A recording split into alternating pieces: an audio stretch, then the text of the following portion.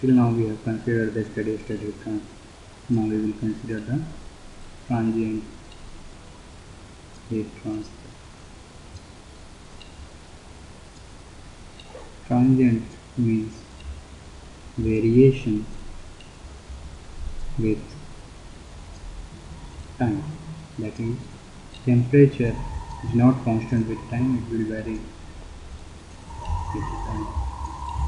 So consider a body whose density is rho, volume is V, surface area is A, specific heat is Cp, and initial temperature is Ti. Consider the surrounding has a temperature of T infinity and the convective heat transfer coefficient between body surface and surrounding is H. Also consider the thermal conductivity of the body is K. One of the assumptions in transient heat transfer is body has uniform temperature. When I say uniform, what I mean that at all the position or all the particles of this body has the same temperature at any time. Okay. Now, if we see here, there will be heat transfer from fluid to solid or solid to liquid, depending on the temperature difference or temperature T infinity and Ti. For the sake of simplicity or for the sake of analysis, let us say T infinity is greater than Ti. So, if we look at here, surrounding fluid will lose heat to the body, and this body will gain the heat, and once it gains the heat, its temperature will go up, its energy content will increase, right? So if we apply energy conservation equation,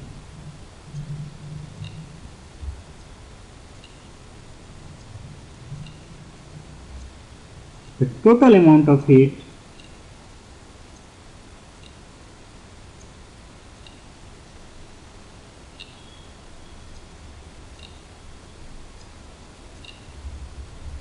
transfer into the body during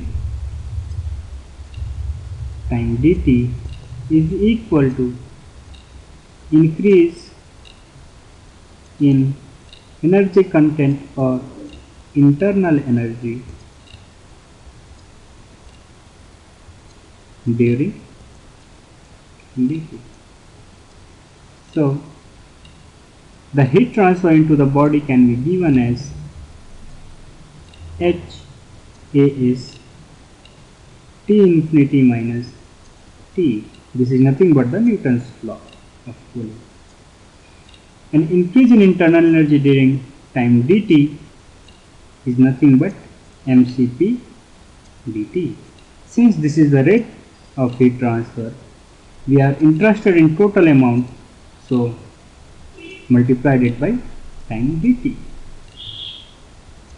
If we rearrange this equation, we will get dt minus T infinity upon T minus T infinity is equal to minus HAS upon rho v Cp dt, where m is equal to joules.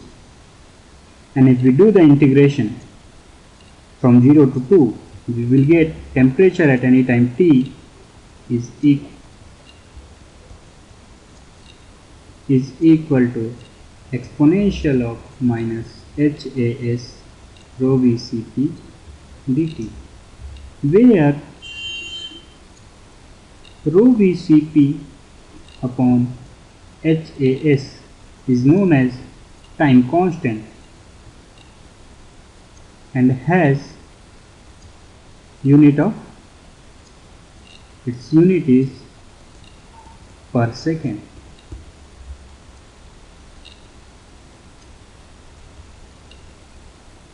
Time constant, its unit has the unit second. Okay, it has unit second.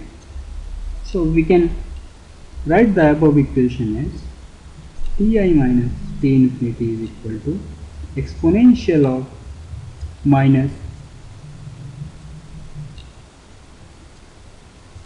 T upon tau. This is the equation for lump mass analysis. And if we see time constant tau is equal to rho VCP upon HAS, we can rewrite this. Okay. Now consider the whole term capital T upon tau. We can write this capital T upon tau can be written as HAS upon rho VCP T, or we can write this as Biot number into Fourier number, where Biot number is given as HL upon K and Fourier number is given as alpha T upon L square, where L is characteristic length of the body and is given by V upon AS, and alpha is the thermal diffusivity of the body. If we see the Biot number HL upon K, this can be written as L upon K upon 1 upon H, right? So this can also be written as R conductance upon R convection. So the Biot number or lump mass analysis is valid only when Biot number is less than or equal to 0.1, or what we mean to say is when conduction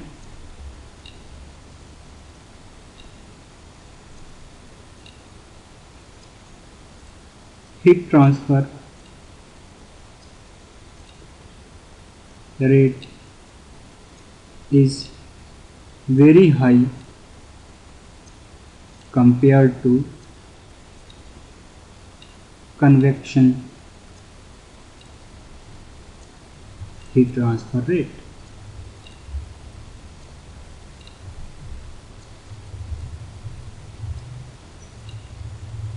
Okay, and if we see the Fourier number alpha tau upon L square, it signifies the degree of penetration,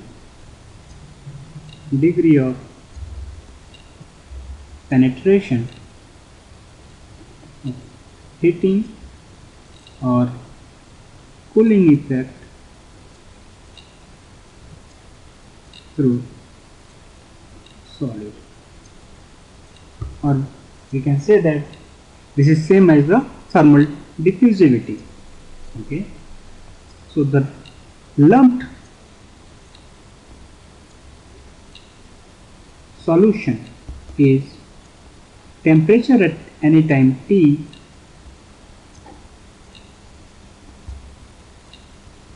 is given as exponent of minus Biot number into Fourier number.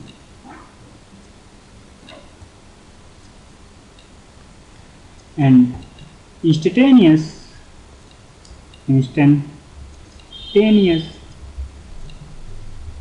heat flow rate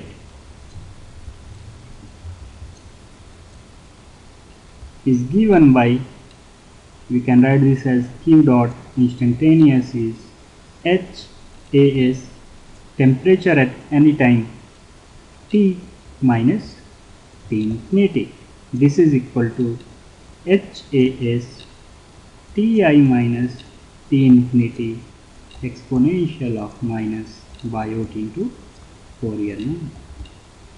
Okay, this is important.